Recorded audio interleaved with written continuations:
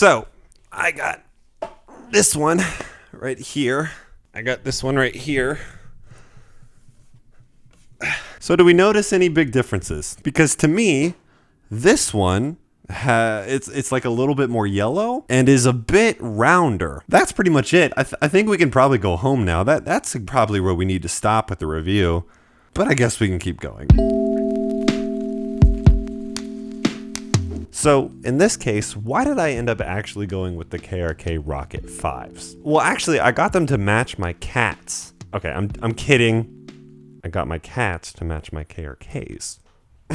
All jokes aside, there's a warning I like to give whenever we're discussing speakers and headphones as review pieces. There's a reason I don't do too many speaker and headphone reviews, and part of that reason is because judging outputs is inherently a subjective thing. It's really hard to be objective. If you disagree with how I review a microphone, the proof is in the video. You hear how the microphone sounds and you can make your own decisions. Whenever we're discussing outputs, it's a little bit harder. It's really much more of a relative thing, and not only that, you're going to be hearing it through the lens of whatever speakers you're listening to, whatever earbuds you're listening to, headphones, whatever. So keep that in mind during my review, and honestly keep that in mind whenever anybody is reviewing speakers, because you're really listening to them through the lens of their own experience. So before we get started, this video is sponsored by none other than the Ridge Wallet. Yes. The Ridge Wallet is the premier minimalist wallet brand. It legitimately has changed how I go about spending money and how I handle my money. For one thing, it is incredibly small. It's about half the size of a regular wallet, meaning you can very easily fit it inside of your front pocket, which is great for somewhere like New York or anywhere dense or anywhere where you're traveling, because it is not going to get stolen in that front pocket. There are so many pickpocketers here. Not only that, it's RFID blocking, which means when you're traveling, you can't get your identity stolen by electronic wizardry. And also they come in awesome, amazing colors. One of my favorite ones that I ended up not getting, but you know, if I had to go back, I would probably choose burnt titanium.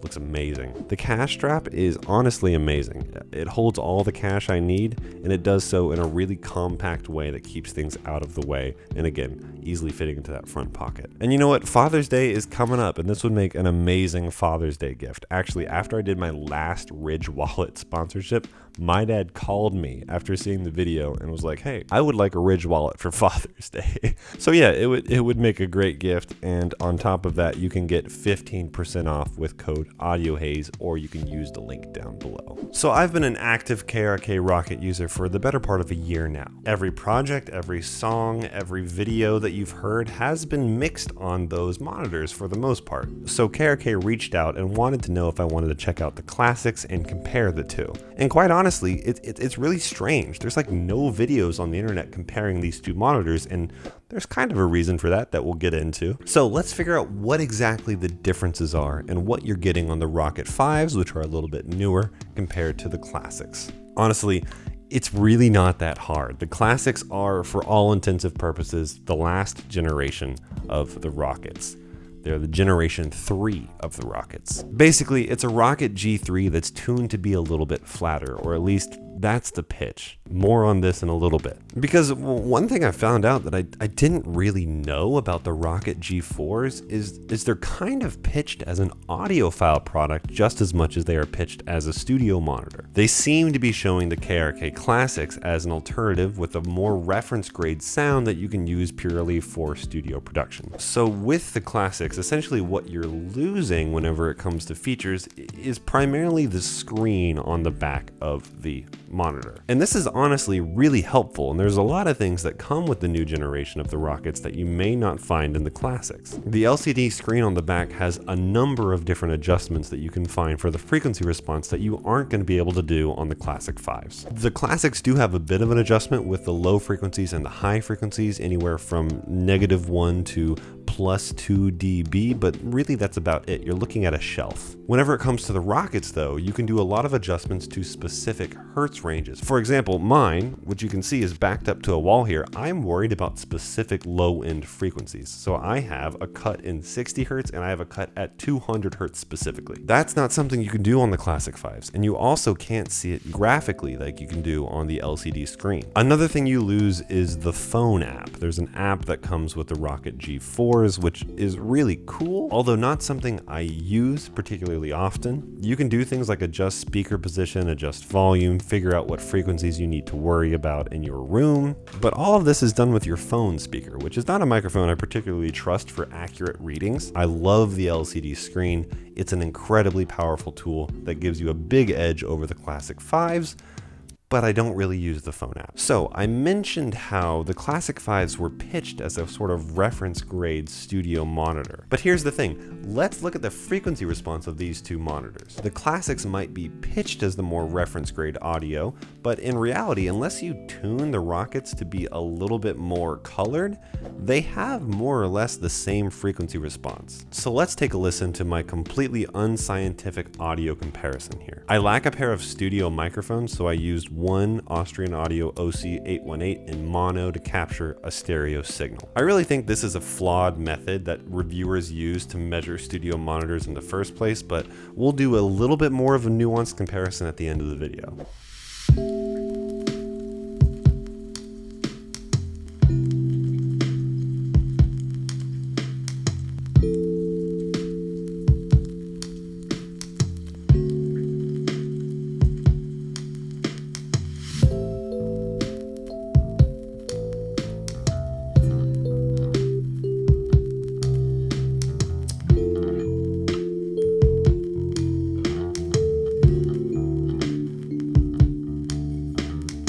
So let's talk about what you get with both of these, because up until this point, I feel like I've been fairly critical of the Classic 5s because I think it's a little bit of a misleading pitch. But in reality, these are both awesome monitors. There's a lot of things that you get specifically with KRK monitors that aren't as common on other monitor brands. For example, a Kevlar cone. When it comes to other 5-inch speakers, you'll find a lot of the others in this price range do not have nearly as much control over the bass. And that is primarily because of the fact that the Kevlar cone you get on both of these is much more rigid, and when you get to those low-end frequencies, they don't wobble as much, and you don't get the variation, leaving you with a bit more of a flat tone. Now, it doesn't reach all the way down to 20 Hz, but you really probably shouldn't expect that with a 5-inch speaker, and 43, 42, which is what these are pitched at, is plenty. They also both have a front-firing bass port, and this is really awesome because you'll find often the bass is being shot backwards on studio monitors, which,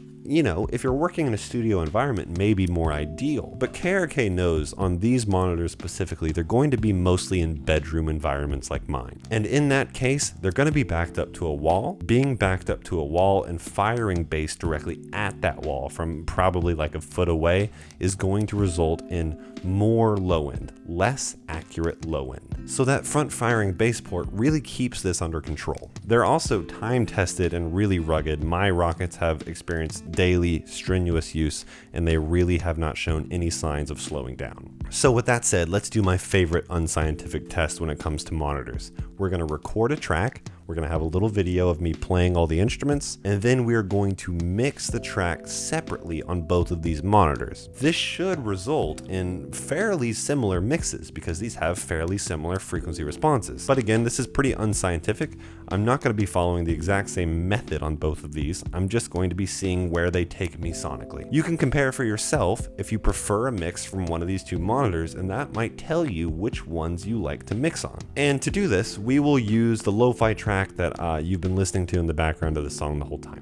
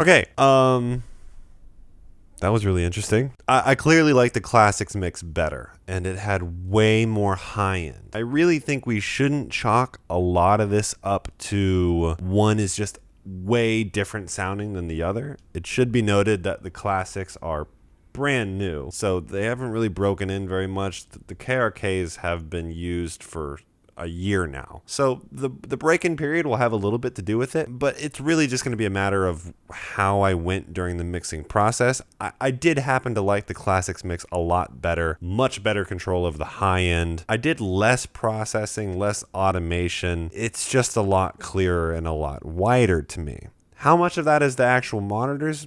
I don't know. As we've talked about during the rest of the review, a lot of this should resemble roughly the same product because these two speakers are incredibly similar. I do also think that a lack of low-pass filters on the Classic mix really gave it an edge. I went for too hard of a lo-fi feel on the Rokit mix, and the result is a too dark of a mix. These are always really interesting because I never know how these are going to end up. And again, this is a lot of pseudoscience, but really interesting stuff. I hope that helped inform your decision about these two monitors. Thanks to Ridge for sponsoring. Go check them out. If you'd like, you can follow me on Instagram here, and you can work on a project with me by emailing me at realaudiohaze@gmail.com. Goodbye.